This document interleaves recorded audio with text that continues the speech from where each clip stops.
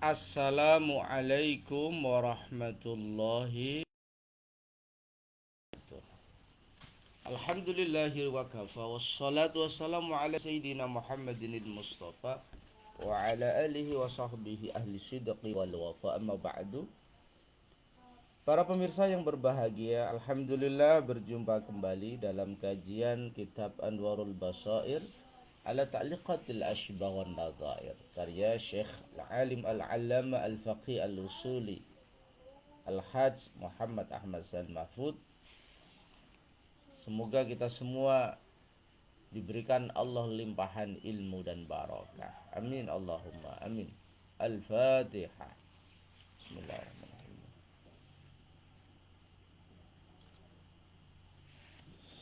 Para pemirsa yang berbahagia,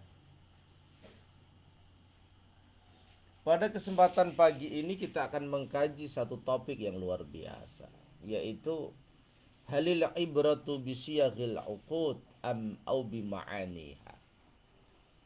Yang menjadi parameter itu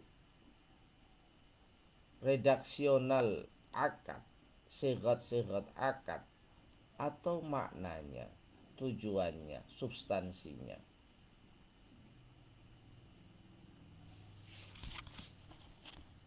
Yang menjadi ukuran keabsahan sesuatu apakah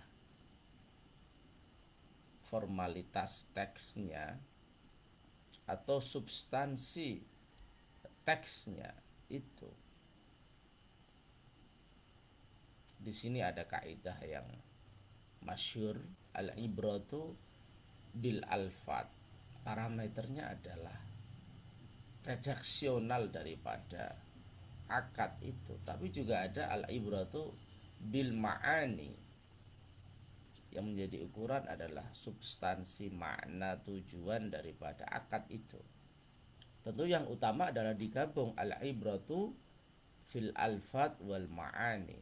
Yang menjadi ukuran adalah bentuk lahirnya, redaksional akadnya, dan substansi dari akad itu, sehingga lengkap.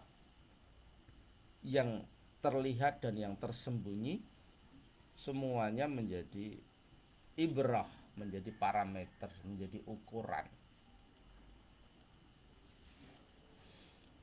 Apakah yang tampak redaksional akad atau maknanya, ada perbedaan pandangan daripada ulama.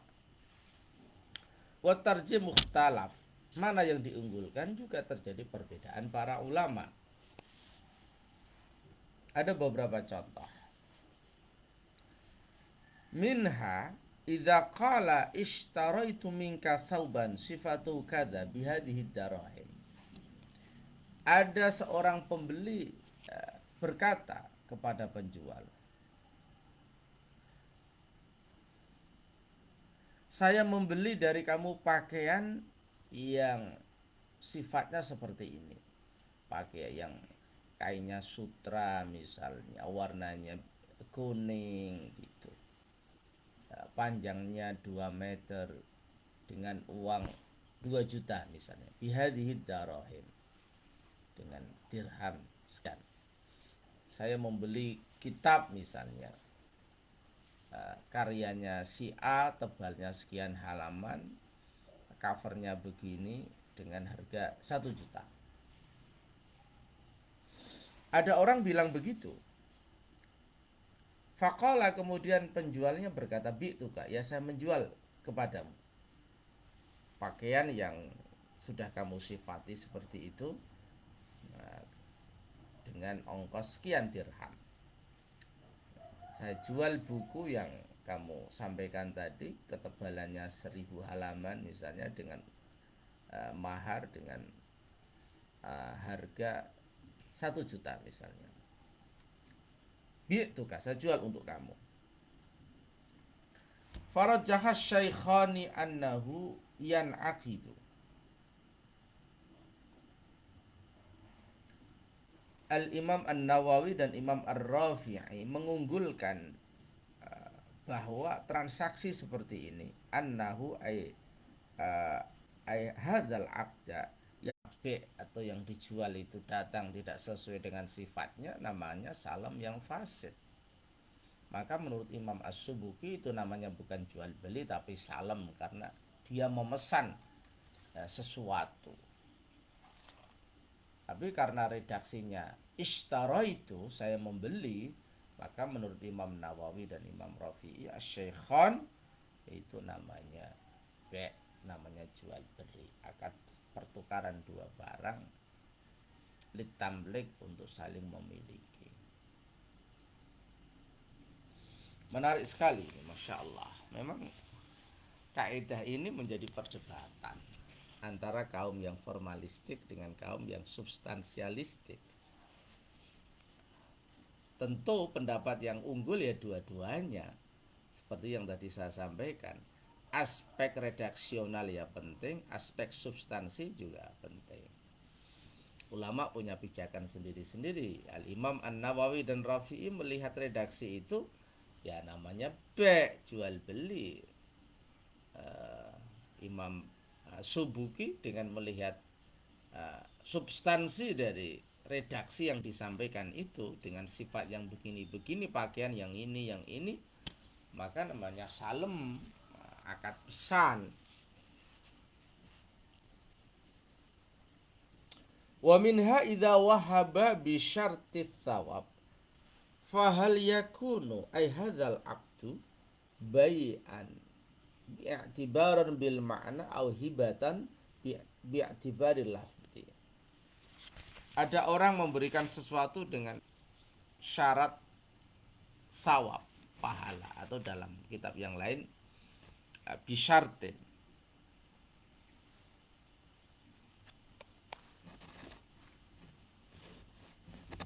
Misalnya saya membeli, saya berikan buku ini padamu supaya kamu baca dan kamu nulis resensi misalnya.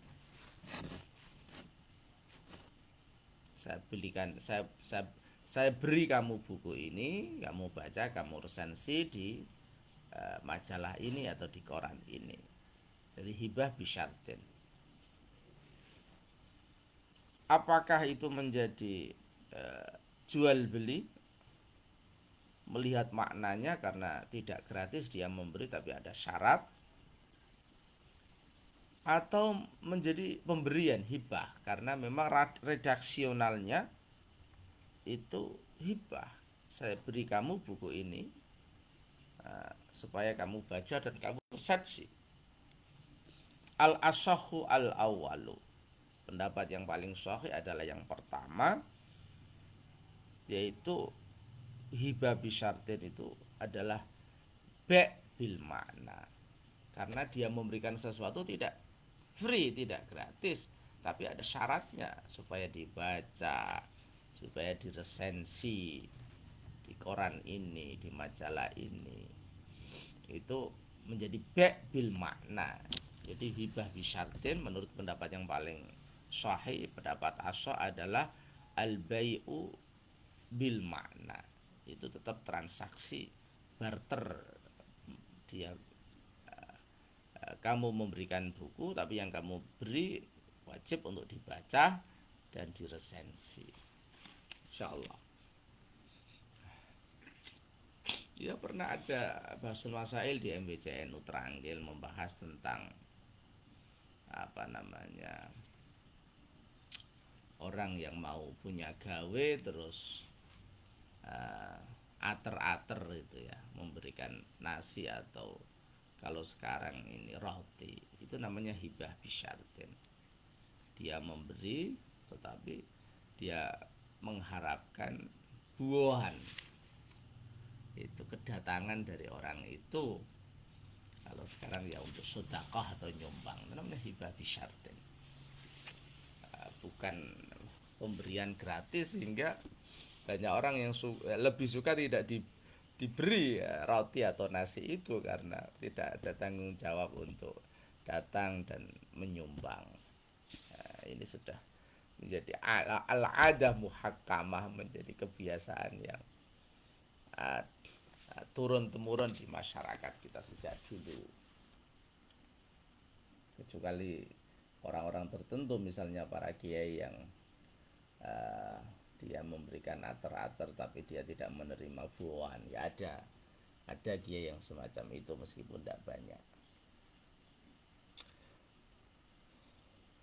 Wa minha, contoh yang ketiga, bi'tuka bila samanin aw la samana li alaika.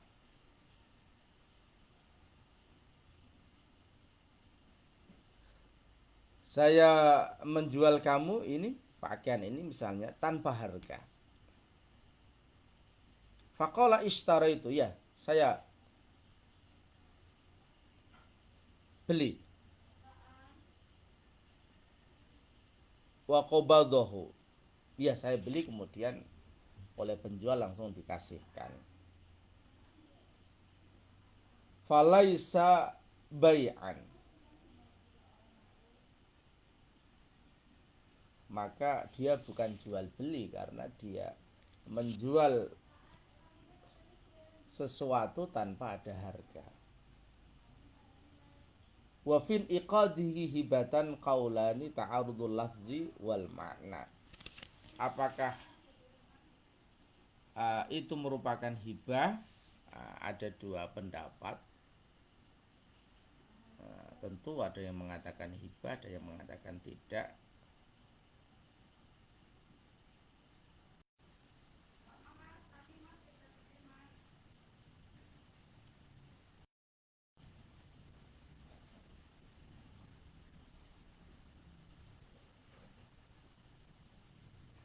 Di sini Kiai Sahal memberikan syarah dari Mbah Yai Zubair.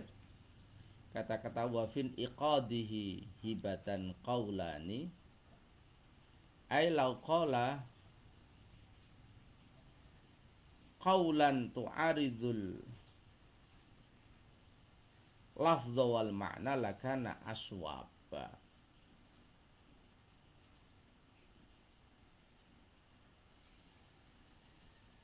Jadi ketika apakah transaksi saya menjual kamu tanpa harga itu menjadi hibah, menjadi pemberian, ada pendapat yang bertentangan antara redaksi dan makna, maka itu menjadi lebih benar, lebih lakana aswaba, lebih benar. Intaha syekhuna.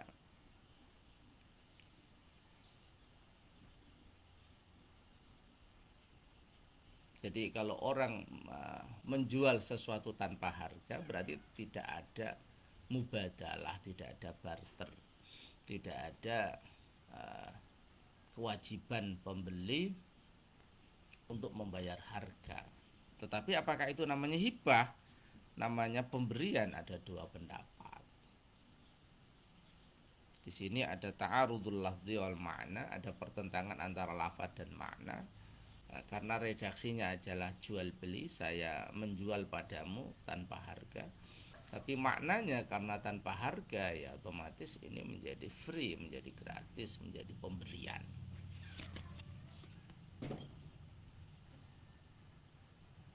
Wa minha idza qala bi'tuka wa lam yadhkur thamanan fa in ra'ainal ma'na in aqada hibatan awil lafdhu fa huwa bai'un fasih. Contoh yang keempat dipertegas dari contoh yang ketiga. Ketika ada orang berkata bi'tuka, saya menjual kamu, tanpa menyebut harga, kalau kita lihat dari sisi makna, maka itu menjadi hibah, pemberian. Atau kita hanya melihat dari sisi redaksi kata, maka menjadi bai'un fasid, jual beli yang fasid. Aili adami dzikri tsaman, karena tidak menyebut harga. Yang namanya bai' itu kan harus ada tsamannya. Saya jual buku ini padamu dengan harga 100.000 misalnya, ada tsamannya.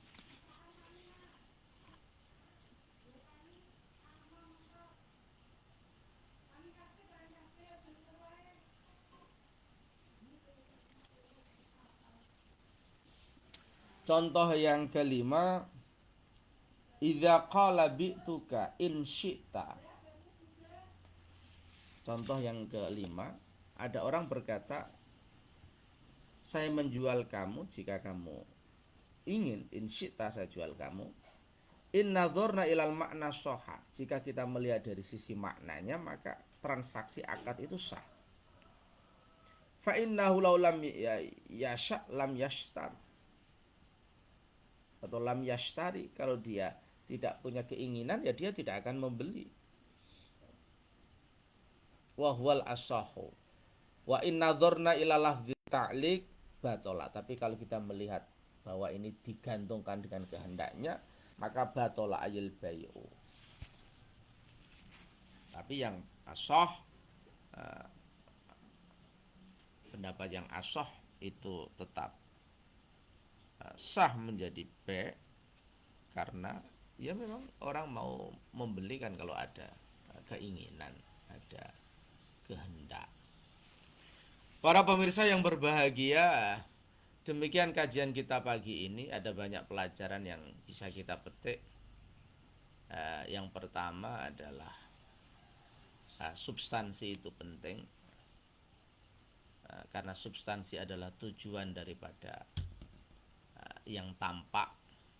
Tapi tentu lebih baik ketika substansi, tujuan, esensi, makna ini didukung oleh ungkapan yang benar, sehingga tidak menimbulkan multi tafsir, multi interpretasi.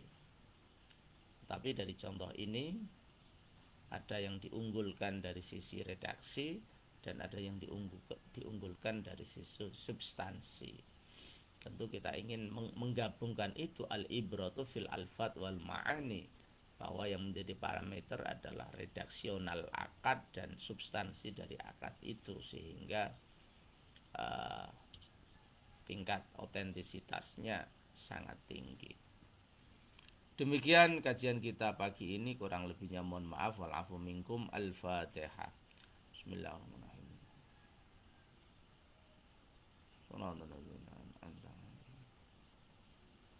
Wallahul muwaffiq ila aqwamit thoriq. Assalamualaikum warahmatullahi wabarakatuh.